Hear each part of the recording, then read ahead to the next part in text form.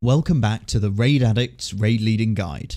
I'm Zafu, and today I'll be covering how to recruit, what a good recruitment process looks like, and some points to consider if you're ever building a team from the ground up.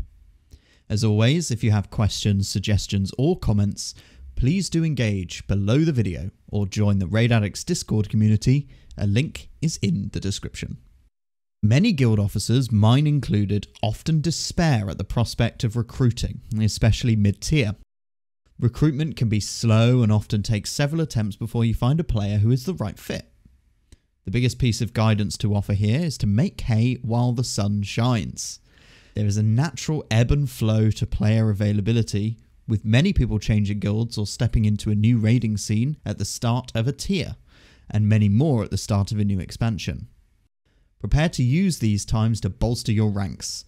This will save you a lot of pain trying to recruit throughout a tier. Let's talk about Horde versus Alliance, because in the current state of the game, it's no secret that Horde guilds have a significant advantage in access to players. Let's not forget, however, that Alliance guilds have an advantage in being less common and therefore easier to notice if you're playing that faction. If you're recruiting to a raid, having access to as many potential recruits as possible is key to building the team you want, so do your research. An Alliance guild, for example, is unlikely to attract Horde players, as many would see swapping factions as costly and having little to no benefit going in that direction. Horde guilds, on the other hand, may find it easy to convince raiders to faction transfer for an easier time in raiding, Mythic Plus, and so on. Your server is your primary recruitment pool, unless you're achieving reasonably impressive world ranks. Before starting, make sure that you have a big enough player pool to get your team off the ground. To be specific, you have three main applicant sources. You've got players from guilds that are stuck at a progress level just behind yours and are dissatisfied with their current position. You've got returning players who are looking to move back into raiding at a similar level to where they left. Be careful taking such players based on their legacy achievements alone. Always conduct an interview and a robust trial to ensure they still have what it takes. And lastly, you have your server's general raiding populace. You will build a reputation on your server and may attract talent from all progression levels based on what you offer as a team, such as raid days and so on. Applications, whether they're required, is, I suppose, a debate in itself. Some guilds use them, others don't, and either approach works.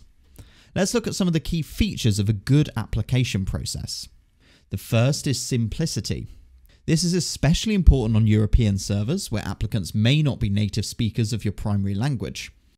Consider whether your application form is shutting out talent on the basis of being too difficult to understand. Remember, for every additional step in your application process, a percentage of players are likely to drop out. Don't mistake this for people not wanting to play with your guild either. Novel writing and explaining the minute details of your class are not really valuable skills in a raiding environment.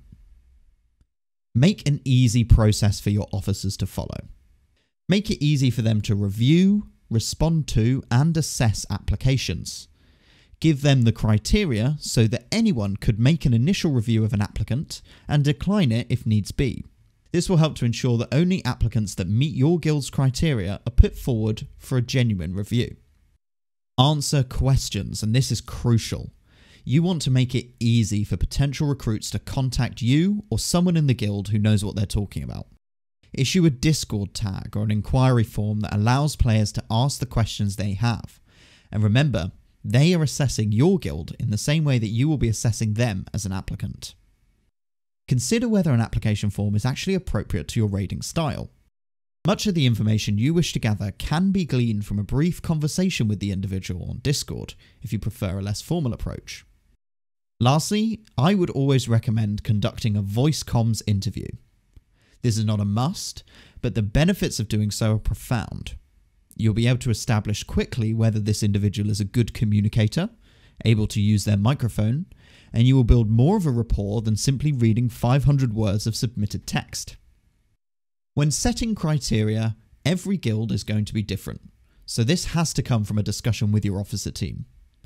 Consider what the requirements are versus what the nice things to have are when it comes to applications. These generally include previous experience, combat logs, attendance availability, but remember, metrics are good, but attitude is also a key part of building a cohesive team. Ask why a player is leaving their current guild. This is a great way to gain insight into how they deal with interpersonal situations. Don't be afraid to reach out to previous guilds and ask for information or references too, providing that player has made it clear to their current guild that they're leaving. Remember to take all sides of any story with a pinch of salt. It's always worth offering players the opportunity to ask you any questions they would have about the guild too. This lets them clarify grey areas and you can understand what they're looking for in a team. Let's talk about setting expectations. A prospective player should have a clear set of goals to meet as part of their trial. Draft these up and issue a cut and paste to them when they join and keep it simple. This will vary completely on what you're looking to achieve as a team, but it will make your review of their trial period a lot easier and mean that you don't have to do it. We break our expectations down into 3 key areas in my team, but you can set these however you like. We use performance, which encompasses damage, mechanics, awareness, and so on. Attitude, which covers interpersonal skills, communication, as well as perhaps obviously their general attitude inside and outside of raids. And attendance, which includes lateness to raid and return from breaks. This is also a good time to be clear about the type of content allowed within your Discord server or forum. As part of this, we also deliver a small piece on what the player can expect from the guild, such as feedback if they ask for it, a point of contact for the duration of their trial, and the contact details of other players of their class so they can reach out for help on fights they're not sure on. Building a strong trial process is really important. It's often true that you can establish within 1 to 2 raids whether someone is a good fit for your team. That said, jumping the gun and making a decision so early can often mean you miss out on seeing development from that player. First time nerves, particularly if the player has come from a lower progress background, can affect performance and their ability to communicate effectively.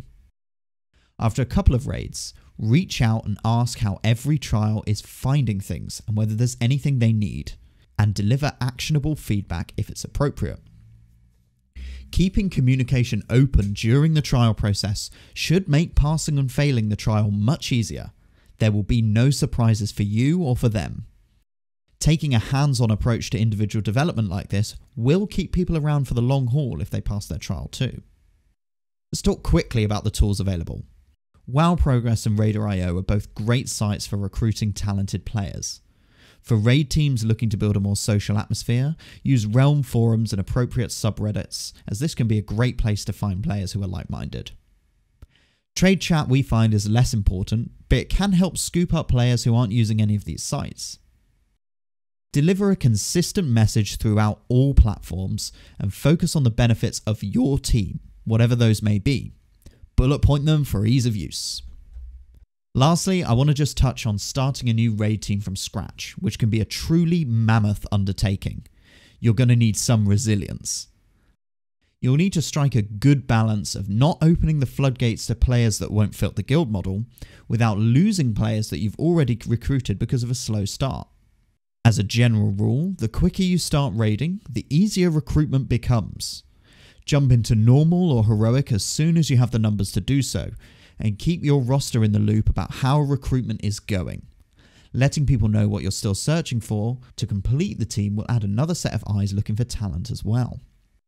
Thanks for watching this guide. Next time, we're going to look at the time in raid, how to call, deliver strategies, and improve your performance as a raid leader. Until then, good luck and take care of yourselves. Hi guys, Zafu here. Sorry to add something on the end of the video, but I was just going through the editing process and realised I hadn't touched on poaching. For those that are unaware, poaching is essentially contacting players who haven't expressed an interest necessarily in leaving their current guild and offering them a more progressed raid spot. This is one of the key pools of talent, to be honest, despite it being a reasonably frowned upon practice, particularly in the semi-hardcore scene. What I would suggest is a much more honest way of finding this talent that aren't necessarily looking to move guilds unless they get a good offer, would be to open dialogue with officers and guild masters of other guilds. Make it clear that you're not interested in taking players necessarily. However, if they have players that generally are not achieving what they should be achieving in the guild that they're in, and maybe haven't expressed perhaps a desire to progress a bit further, give them that opportunity to maybe put forward and say, do you know what, actually, Hunter X is a fantastic player and he's been talking about how the progress in our guild isn't fast enough. And hey, maybe we can refer him over. And likewise, maybe there's a player in your guild that you could pass back to them. Essentially, it's a much more open process if you involve officers and guild masters from the get-go and share the recruitment pools that you both work from. Try not to poach behind other guilds' backs because your reputation on a server is important and it may harm you.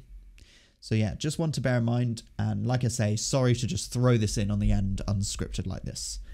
All the best.